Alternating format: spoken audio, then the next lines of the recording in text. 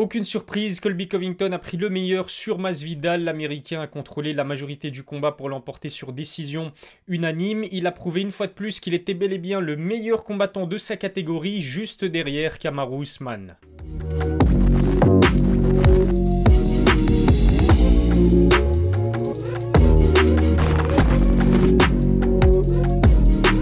Salut à tous, c'est Ilyes, on se retrouve aujourd'hui pour une nouvelle vidéo, le débrief de ce Colby Covington-Jorge Masvidal, le main event d'un UFC numéroté qui ne comptait pour aucun titre, mais quand on connaît les tensions énormes entre ces deux anciens amis et coéquipiers et surtout l'intérêt autour de cette rivalité, on peut comprendre pourquoi Dana White a décidé d'en faire le combat principal de cette UFC 272.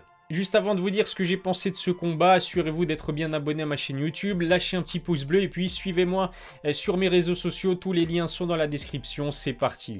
Colby Covington a décroché la victoire sur décision unanime, les trois juges ont estimé qu'il en avait fait assez pour remporter ce combat, seul un juge a octroyé le deuxième round à l'avantage de Masvidal, pour le reste chacun des rounds de ce combat a été considéré comme à l'avantage de Colby Covington et quand on analyse ce combat on ne peut qu'être d'accord avec la décision des juges. On s'y attendait et il l'a fait. Colby Covington a évidemment misé sur sa supériorité en lutte pour neutraliser la dangerosité de Masvidal. Au total, il a réussi 6 amenés au sol sur 15 tentés. Alors bien sûr, on savait que Jorge était un adversaire plutôt coriace quand il s'agit de le mettre au sol. Il a des très bonnes défenses des takedowns. Il a donné du fil à retordre à Colby, mais une fois qu'il se retrouvait au sol, il a dû batailler à chaque fois pour pouvoir se relever. Cette débauche d'énergie l'a forcément fatigué au fur et à mesure du combat, d'autant plus qu'on sait que Colby a un cardio de fou furieux. C'est un adversaire qui aime mettre la pression, qui envoie une multitude de frappes et qui surtout peut tenter les takedowns sur 5 rounds sans aucun problème. Ce combat m'a un peu rappelé l'opposition entre Khabib et McGregor. Colby a même tenté un étranglement en plaçant ses bras juste en dessous de la mâchoire de Masvidal comme l'avait fait le Dagestanais contre le Notorious, mais il faut dire que le Cubain d'origine n'a jamais abandonné même lorsqu'il se trouvait en mauvaise posture. Le truc c'est que les menaces constantes de takedown l'ont poussé à se montrer très prudent, ce qui l'a justement forcé à ne pas être aussi agressif qu'il en a l'habitude. Masvidal a quand même réussi quelques gros low kicks, surtout au début du combat. L'un d'entre eux a même laissé une trace impressionnante sur la jambe de Colby Covington. Je dois dire que j'ai aussi bien aimé ces kicks au corps qui s'était montré redoutablement efficace face à Ned Diaz. Et puis il faut dire que Jorge a quand même réussi à surprendre Colby Covington au 4e round avec une grosse droite en contre qui a contraint son adversaire à poser un genou au sol. Malheureusement pour lui, cette séquence n'a pas été comptabilisée comme un knockdown, mais de toute façon les carottes étaient déjà cuites. Victoire totalement méritée pour un Covington qui prouve une fois de plus qu'il est le numéro 2 de cette catégorie. Je pense que si Kamaru Usman n'existait pas, Colby serait définitivement le champion des poids welter. Son trash talk très limite et son personnage détestable font parfois oublier à certains à quel point ce combattant est tout simplement redoutable. Hormis Kamaru Usman, je ne vois pour l'instant aucun top 10 de la catégorie pouvoir lui infliger une défaite.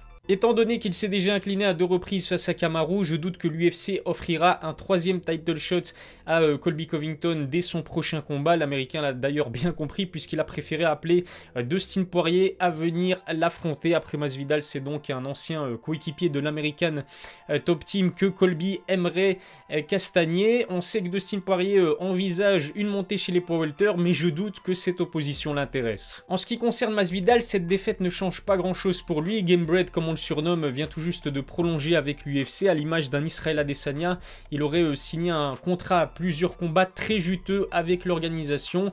Qu'il gagne ou qu'il perde, il est incontestablement depuis 2019 l'une des plus grandes stars du MMA. Si l'on en croit ce qui a été dit en conférence de presse, Jorge serait d'ailleurs le seul à percevoir un pourcentage sur les pay-per-view. Colby a confirmé cette info à demi-mot en disant qu'en fait dans ce combat l'argent ne l'intéressait pas. Ce qui est sûr, c'est que c'est une preuve que l'UFC mise énormément sur le star power du natif de Miami.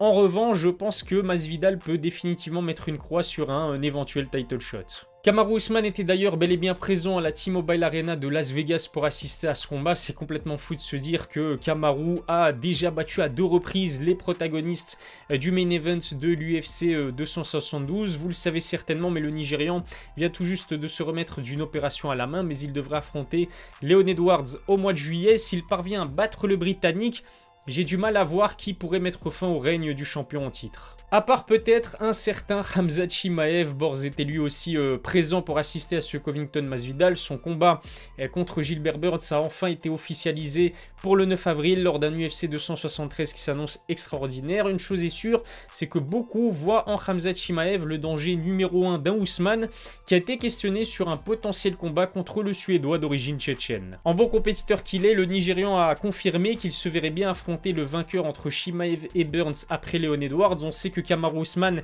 est également intéressé par un combat de boxe au mois de septembre face à Canelo Alvarez. Alors ce qu'il a peut-être oublié, c'est que le Mexicain devrait vraisemblablement affronter pour la 3e fois Golovkin à la même date. Je pense qu'on sera tous d'accord pour dire qu'on préférerait voir Kamaru défendre sa ceinture à l'UFC plutôt que de s'essayer à une transition vers la boxe. Quel combat vous intéresserait le plus? Une trilogie entre Kamaru et Colby ou alors Usman face au vainqueur de Chimaev Burns? Rendez-vous dans la barre des commentaires pour me donner votre avis.